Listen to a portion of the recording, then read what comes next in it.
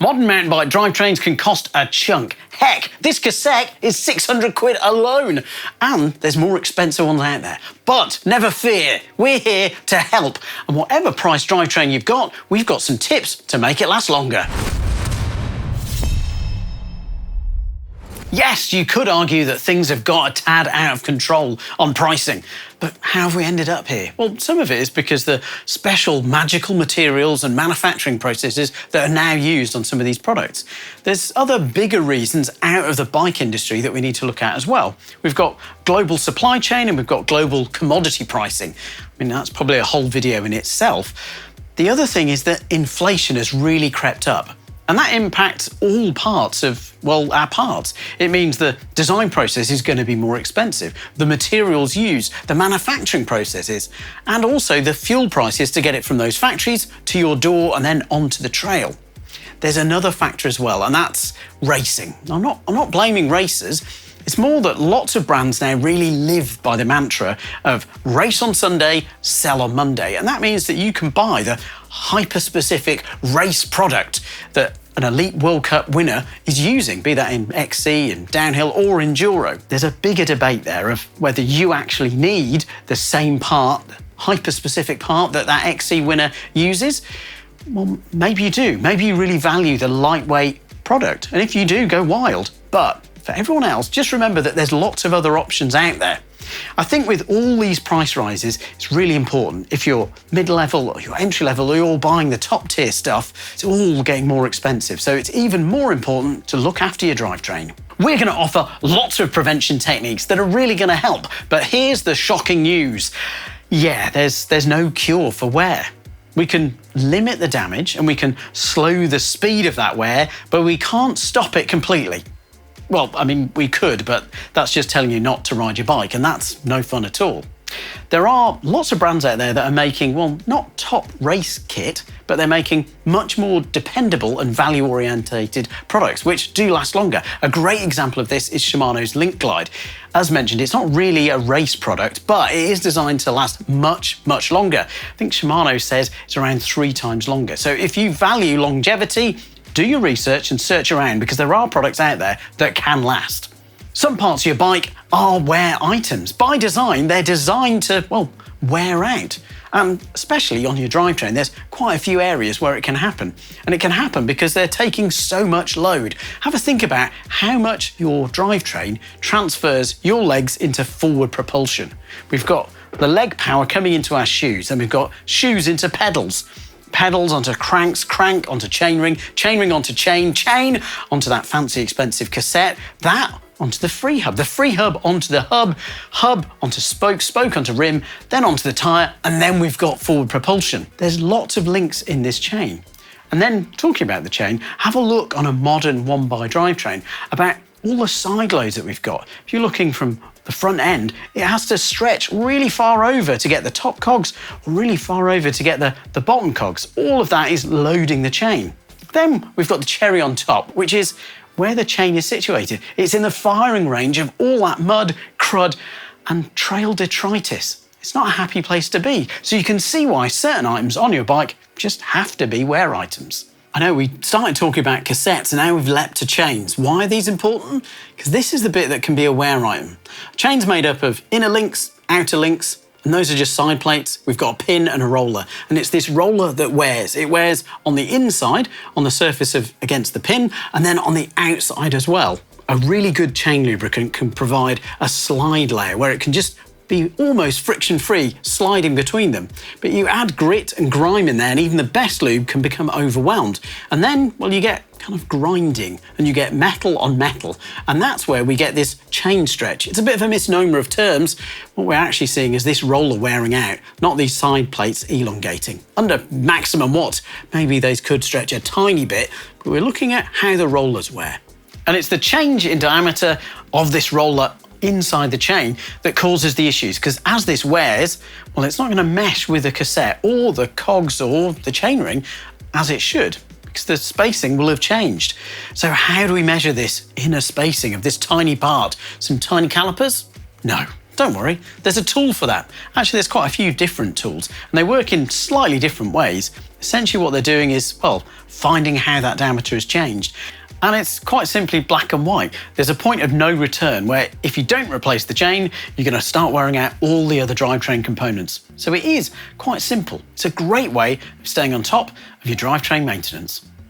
This is the Part Tool CC2 chain checker. It works with lots of Shimano chains, lots of SRAM ones. It doesn't work with the newer SRAM flat top chains. You'll need a different chain checker for that.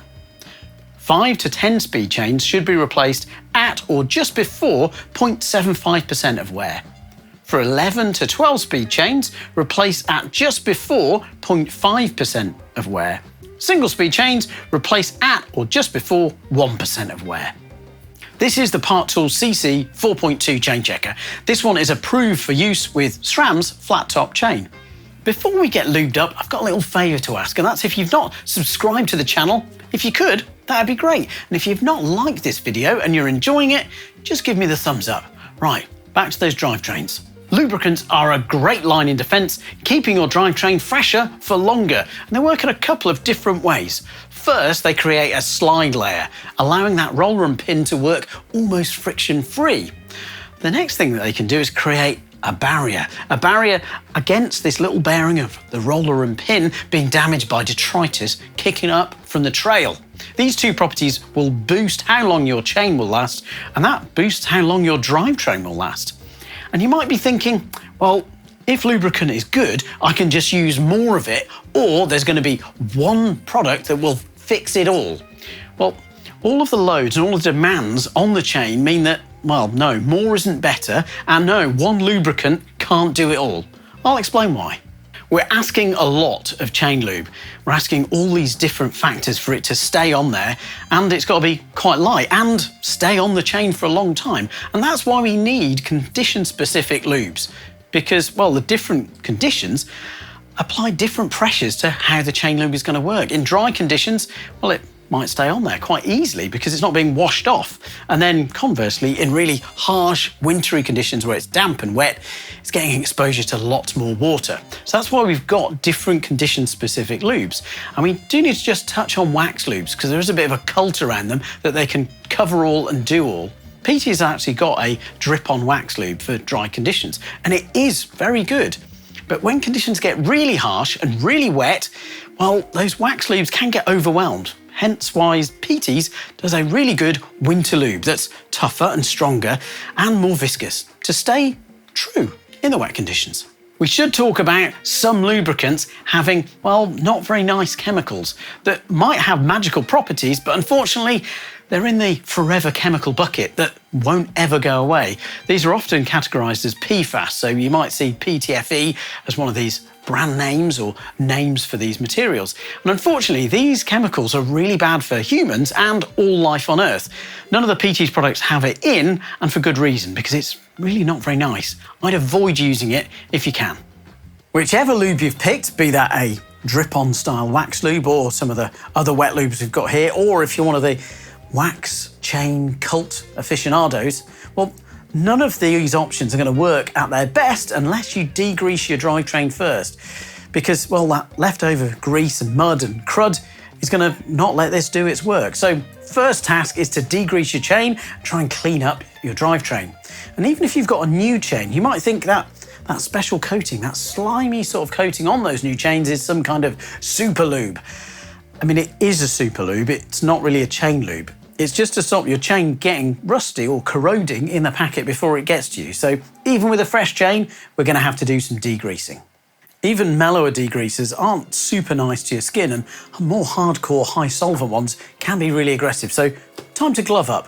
Then we're going to do some degreasing. You might notice something missing from my chain. Yes, that's right, the rest of the bike. I've taken my chain off to degrease it. You don't have to, but I think it's a really good way of getting it really clean. And degreasers, even mellower ones, well, they're degreasers by nature, and that means that they can affect some of the greases that you need in places on your bike near where the chain is. So think bottom bracket, think rear wheel, hub bearings, think of, well, suspension bearings. All of these can be affected by different degreasers, especially if it's really mucky and you need to give it a scrub. So what I do is use a tin like this, stick it in, we're going to blast it with lots of degreaser. Now, I should say just about the foaming degreaser from Petey's, this has been especially formulated to be much mellower, and it's been designed to work at sort of degreasing their lubricant, so their chain lube. So if you're already using Petey's, you can get away with using their mellower degreaser. With this chain, I'm not sure what we use, so I'm going to use the more burly XXX solvent degreaser. This one is more aggressive. This can attack lots of different greases, including ones on my bike. So, chain is off. When you're taking your chain off your bike, you can use the quick link. Now, some quick links you can reuse, Whipham and Connex ones, for example, but lots of other brands, the official line is that they're single use only, so check with the manufacturer. I think that chain is pretty clean. Now what I'm going to do is leave it to dry. As we mentioned, degreasers by their very nature, even mellower ones, well, they sort of are the opposite of lubricants. They're going to, if there's any degreaser left on there, it's going to prohibit the lubricant from working properly. So we're going to put that to one side, make sure it's dried off, but we've got the rest of the drivetrain to work on. Cassette, well, you can take that off to clean as well. Again, similar approach, use the relevant degreaser. If you've used Petey's before, you can use their foaming degreaser, but if you don't know what lube you've used before, you might need the more heavyweight solvent degreaser. Now, for other parts that are a bit more of a faff to take off, thinking chain ring, maybe jockey wheels, good idea is just to use a cloth and get the degreaser on that and carefully wipe it around. Then it means that you're getting the chain clean where it would be and the teeth clean, and you're not getting any overspray on bearings or anything sensitive. Yeah, all the degreasing and cleaning of drivetrains can take time, but it's worth it because it means that our application of lube for the next time to make sure that your chain, new or not, is going to last even longer. Cool, with the degreasing done, it is time consuming, I know, but it is worth it. It's time to lube that chain properly. Okay, we've got a clean chain, clean chainring, we cleaned the cassette. Everything is nice and clean and degreased and dried. So now it's time to apply your lube. Okay, if you're in the waxing chain cult, you probably have your own method of using a crock pot, hanging your chain up and doing it later. But if you're not, you can put your chain back on, then we're going to drip some chain on. I've got a really good technique that I've learned over time and adjusted to, well, modern drivetrains. It used to be called a sort of 311, but now lots of drivetrains have got a 10 tooth. But effectively, it doesn't really matter what number it is, but we're going to shift into the smallest sprocket on our cassette. We're then going to just drip a couple of drops of chain lube on the chain. Pretty much, if you're going to be really specific, once every 10 link or so. Effectively, we want to just distribute this chain lube around the chain. Then we're going to back pedal, and that will magically distribute this chain lube in the right places, and then we can wipe off the excess. I know it sounds a bit bonkers, but genuinely, it does work. Okay, you can see it's starting to work because these jockey wheels here have got little bits of lube on. Probably a bit of excess there. And I think that's a good point. With this lube, the sort of 10 by 10 worked, and you're gonna have to kind of maybe play around a little bit with whichever lube that you're working with at home and the different trail conditions, of course, because if it's particularly kind of muddier or grimmer conditions, you might need a little bit more. We're trying to get away with as little chain lube as possible, which obviously big lube don't want to hear, but for your drivetrain, it'd probably be a winner overall. So what we can do now is just wipe off the excess. So even we've done so few little drips, using the smallest cog on the cassette as the carrier means that it's spread it all around. Again, if you're using different lubricants, you might have to play around with how many small drops, but less is more. And there's a reason and logic behind that. That's because if we use a bit too much, well, it's going to attract more grime, and that attracts more dirt, and it wears your chain out even faster. By using as little as possible, A, it is slightly more efficient because we've got less gunk on there, and it should allow your chain to last a lot longer. It does mean that you have to really keep an eye on your chain though. So if you're one of those people that puts your bike away wet after a ride, maybe this technique requires a few more drips of lubricant. Again, if you're using Petey's, you can use their foaming degreaser, which makes chain-based degreasing much quicker and much safer because it's a mellower degreaser. Well, I'm not sure we've fully got to the bottom of why some drivetrain components are quite as astronomically priced as they are. Maybe we'll save that for another video in the future. But what I think we've done is equip you with all the skills that you need to make sure that your chain isn't getting too worn to wear out other parts of your drivetrain, and how to check it and how to lubricate it properly. Now, if I've missed anything, join the debate down in the comments. I think I've pretty much covered it all, but maybe you're a big wax chain lube fan. Let me know in the comments.